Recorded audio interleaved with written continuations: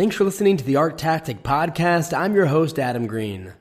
Like many others, we've noticed an increasing number of gallery closures over the past several months. Some are very established galleries, while others are younger ones.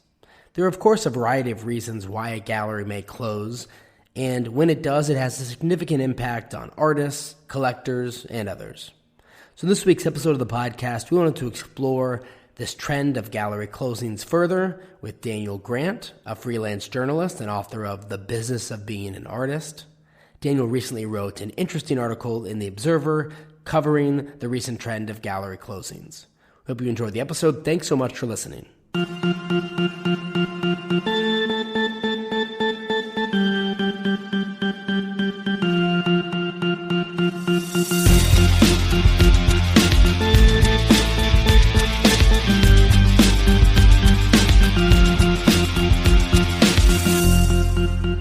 Daniel, thanks so much for joining us. Thank you for having me. Of course. Well, I thought you did a great job with your coverage in The Observer on the unfortunate recent trend of gallery closings in the art world. If our listeners haven't checked that out yet, they definitely should. So tell us, who are some of the most noteworthy galleries that have closed recently? And are they all closing for the same or similar reasons, or are there a variety of reasons why we're seeing some gallery closings lately? Well, probably the most notable is the Marlborough Gallery. That opened in 1946. It's represented over the years such luminaries as Mark Rothko and Francis Bacon, Henry Moore, Lucian Freud. They closed because the management of the gallery had been in turmoil for several years. There had been a protracted power struggle at the top of the organization after Gilbert Lloyd pushed out founder Frank Lloyd's nephew, who had served as chair. That led to a lawsuit, and people were angry at each other. It was time to close. Another notable gallery that is closing this year is Chime and Reed. They've represented over the years notable artists too, such as Louise Bourgeois, Joan Mitchell, Alice Neal, Linda Benglis, and William Eggleston. Third is Betty Cunningham.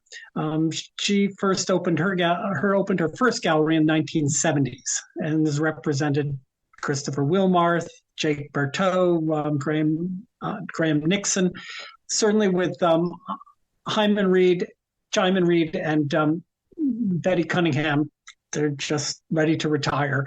Marlborough is noted because there was too much conflict in the gallery. There have certainly been other galleries representing largely younger emerging artists who also have closed in the past year. JTT, Foxy Productions, Queer Thoughts, Helena, and Rather.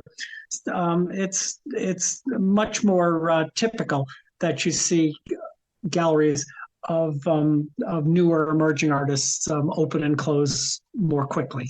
Marlborough and Betty Cunningham are survivors, and it's rare to see galleries last that long. And you've covered the art world for several years. From a historical perspective, how does this latest rise in gallery closures compare to the past? Actually, we saw quite a few galleries around the country close during the pandemic because prospective buyers were unable or unwilling to visit a gallery and see artwork in person. People do and can buy artwork only after seeing it on a laptop screen, but that generally works more for quite sought-after artists, not for most others. The galleries that open and close the quickest are those showing art by new emerging artists. And there are always more artists coming up through the pipeline, so there always will be new galleries opening up to show their work and hope someone buys it.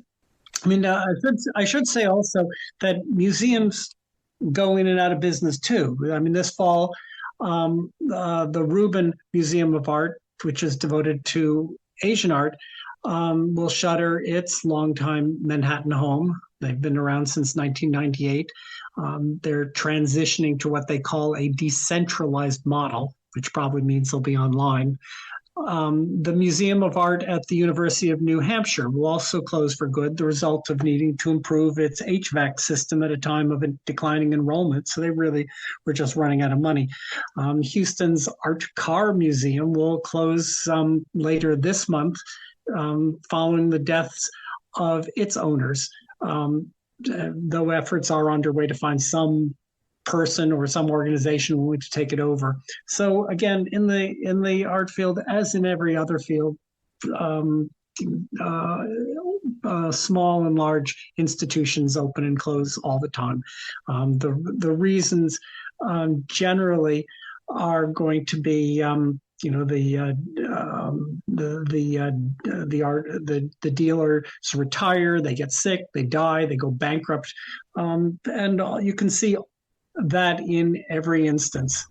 From some of the conversations you had with insiders for your article, is there a sense among them that more gallery closures are coming, or how do they see things?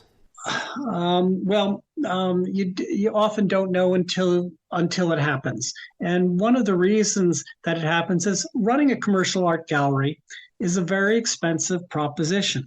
Betty Cunningham, one of the galleries that I noted, is in the process of closing, relocated from its high-cost West 25th Street Chelsea location about 4 years ago to Manhattan's Lower East Side, and it reduced the rent it was paying from $25,000 a month to $14,000 a month. That's enough money in savings that it would probably pays for 3 or 4 staffers at the gallery. In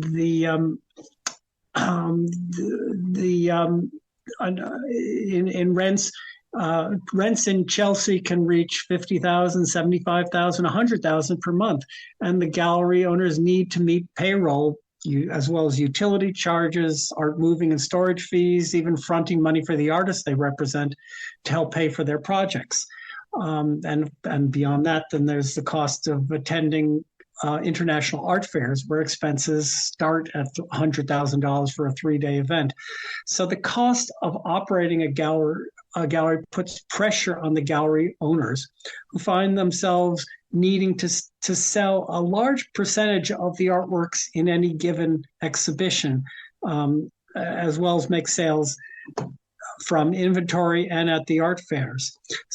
Dealers often claim that they seek to nurture young talent, but if an artist has a show in which only a few pieces sell or maybe nothing, the artist is going to be bounced. The gallery, one bad show can ruin a gallery's whole year or perhaps put it out of business.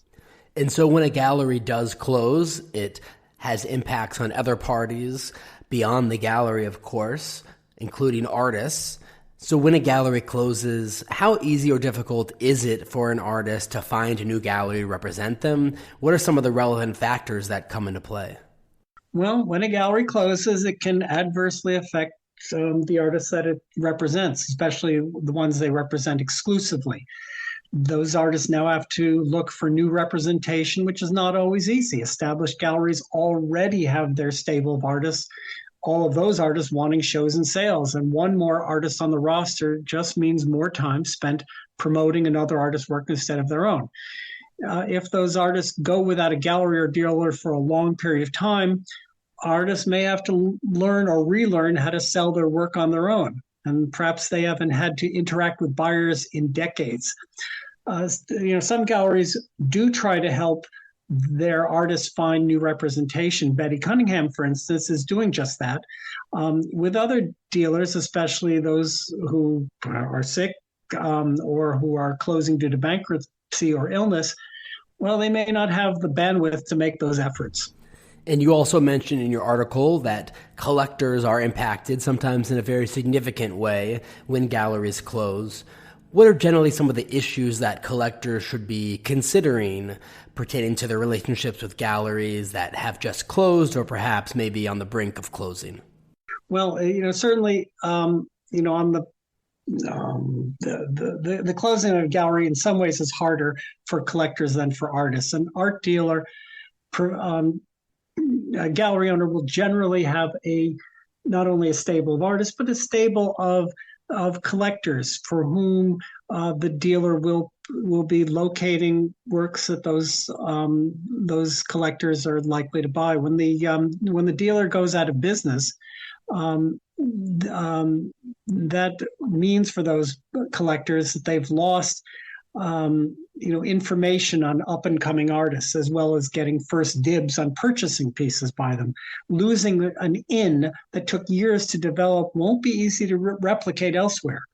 And of course, galleries also do more than sell pieces to their collectors, but help those collectors sell artworks. So when a gallery closes, it may well have artworks consigned to it by collectors. And the question then, which becomes a legal one, is when a gallery is going out of business, who owns that artwork? If it's because of bankruptcy, then a lineup of creditors may show up at bankruptcy court, and the consigners are likely to be last on the list. So they may not get their works back, even though, they never sold it to anybody. Now the question is easier to answer when artists consign their own work to galleries. New York and 30 other states around the country have laws that specifically state that that the artists have what lawyers call a prior lien on artwork consigned to a gallery. So if their artwork is not part of the gallery's estate, so it is immune from claims by creditors for assets of the gallery. In New York, it's called the Arts and Cultural Affairs Law.